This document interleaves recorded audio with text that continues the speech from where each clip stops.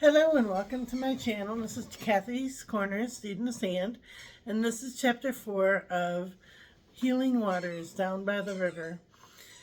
And what I wanted to talk to you today about is the last couple of days or last week and this week I've been kind of talking about, the divorce and court cases and small claims court and how it just seems as if people can use me because they can.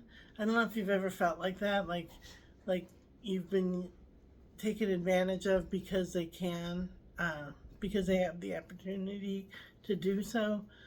That's kind of where I'm at, and I'm thinking of like tricksters or class clowns or the ones that do things behind people's backs to make other people laugh, to make people feel as if they are funny, or that it makes other people say, hey, that guy's pretty cool, or that girl's pretty funny. It almost feels as if I've been on two different separate occasions been like the one that's been poked fun of, because they can. They did it because they could, and I don't know. I'm feeling that word trickery or trickster or you know finding a way to poke fun or make fun of someone because they can. And that, to me, it's called bullying. It's bullying. And to them, of course, it's, well, what's mine is mine and what's hers is hers. And no, that's not always in a divorce. That's the case. It's usually supposed to be more balanced than that. And even in small court claims or small court cases, it's supposed to have a balance to it where both parties are heard, not just scoffed at and made fun of.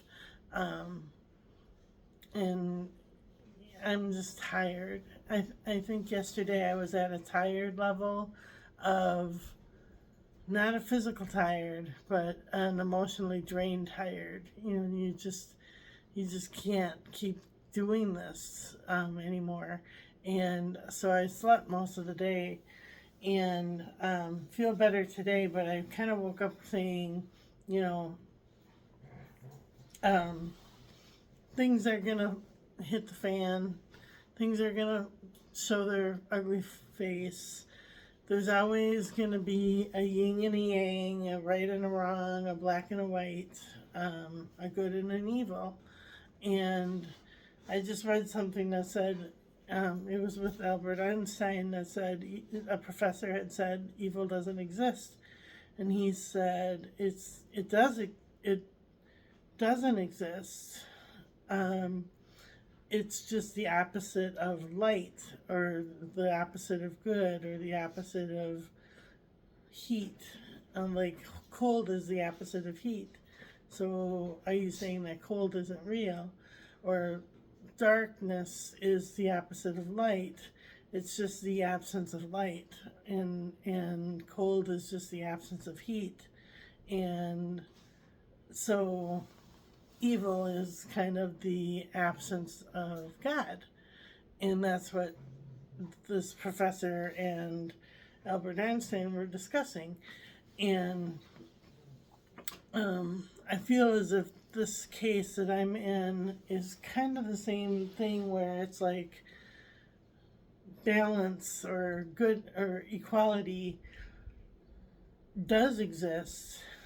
But what's the opposite of equality? Unfairness. It's unfair. And I guess I'm just at that point where I'm ready for the fairness to come back into my life, to feel as if I'm in control of my life, and I control my destiny. I control my purpose in life.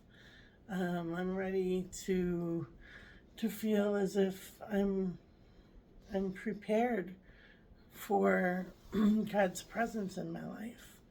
I am prepared, and other people that I know on this earth, they will have some things to answer as to why they did what they did. And their answer, of course, will be because I could. And God would say to that, is that really the answer that I want you to be saying? You know, because you can doesn't mean you should. So, I don't know if that makes sense, but that's what I was thinking about today. And you know, I just am ready for my life to begin, for my purpose to float to the surface, and for the dark and the cold and the evil, all that, to have light shine upon it, and it will disappear, it will dissipate, and there will only be light. There will not be any evil in this world, or darkness in this world, or cold in this world, or you know, darkness, light, and cold and heat, and good and evil. It's all going to be revealed in the end, and the darkness and the light will just disappear. There will be no more darkness. So, I hope that made sense. So, all right. These are the Healing Spirit Oracle cards by Gordon Smith. And this is my beautiful rosary that was given to me by Cardinal Dolan. And he gave that to me at a very pivotal time in my life where I had nothing but darkness, had nothing but that out in the cold feeling. And I'm starting to feel as if the light is coming. I know the light is coming. And I know that the darkness will disappear. So, all right. So it says, you came to serve.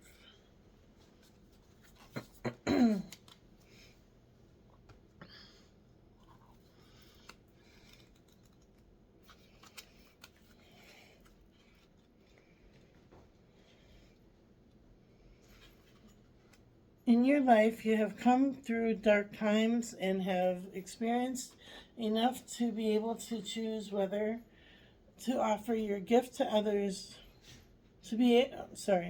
In your life, you have come through dark times and have experienced enough to be able to choose whether to offer that your gift to others. In your heart, you know that everything you have overcome has been a part of your journey that has brought you to this very moment. Your spirit guide has watched over you and is telling you that you are now ready to use your gifts and share them with the world. For everything you have come through has taught you grace and wisdom that you must share. Remember that the one who serves others is served by the higher spirit of all. That's what I'm trying to do with this. I'm not trying to tell anybody there's right and wrong in this world, or good and evil, or light and dark, or good and bad, you know, black and white. It's all one. And my purpose right now on earth is to share with you that God is good, and light will overcome darkness, and heat will, you know, be part of that light that eliminates the cold. So, yeah. All right, these are the Healing Water cards by Rebecca Campbell. Can't forget this. All right. And the intention that I'm setting for the Healing Water cards is that God's purpose be served on earth. If that's through me, if that's through someone else, if that's because I can develop a program or some type of a system that helps people, that would be great. It says, beneath the surface, what's really driving you, the true motives, breaking free.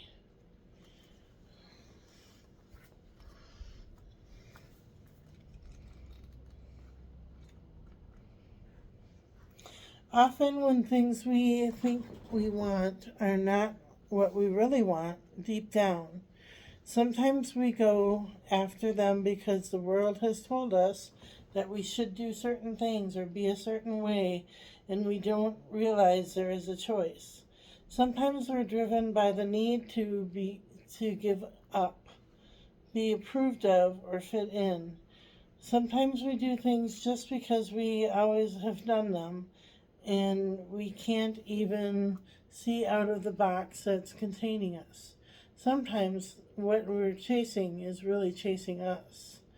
That is what is it that you truly want? And why do you want what you want and truly want? Be honest about it. What are you chasing that's holding you captive? Are you being called to break free of the box that's containing you? What's beneath the surface of what you currently see? What's your true motives deep down? What are you experiencing? What are you expending energy on? Things that aren't true inner yearnings. What's really driving your behavior and your desires? It's time to move on from confusion to clarity, to question the narrative, realign yourself, and reclaim your life, to open your mind to what is truly, really what you want, what you really want, and then reorient yourself towards it. It is safe to change your mind, to step out of the box, to choose a different way of being. Look beneath the surface of your own day-to-day life and reflect on what's really driving you to what you really truly want. Freedom always follows, and so does ease and fulfillment. And the soul inquiry says, what are you doing that you don't really want to do? And then, what are you doing just because you always have? So, what are you doing just because you have always done it?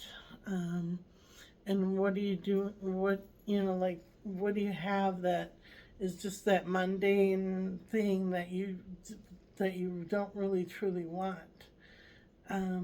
So I guess I'm thinking that I really, really, really want justice and peace and equality, and I want God's light to shine on the darkness.